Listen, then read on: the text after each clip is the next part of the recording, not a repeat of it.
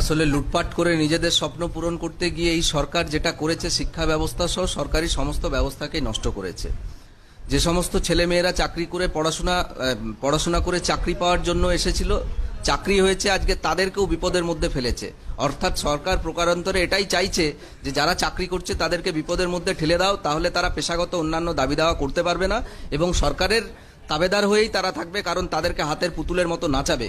কিন্তু সরকারকে আজকে এটা স্পষ্টভাবে আমরা জানিয়ে দিচ্ছি, এই হাতের পুতুল করে রাখার সময় শেষ হয়েছে। এসএসসি চেয়ারম্যানের সঙ্গে আপনারা দেখা করবেন? হ্যাঁ, আমরা দেখা করবো এবং ডেপুটেশন দেবো এবং ওনাকে জানাবো যে ওএমআর সিট যেগুলো আছে সেই ওএমআর সিটগুলো অবিলম্বে আপনি প্রকাশ করুন।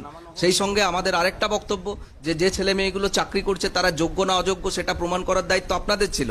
আজকে যারা এভাবে যাদেরকে সরিয়ে দেওয়া হলো তার দায়টা এই পর্ষদকেই নিতে হবে, কারণ তাদের গাফিলতিতেই এই কাজটা হয়েছে। দেখো, ধর্মতলা জুড়ে চারিদিকে স্বপ্নভঙ্গের হাহাকার। একদিকে যেরকম চাকরি প্রার্থীরা রয়েছেন, দীর্ঘদিন ধরে আন্দোলন করছেন,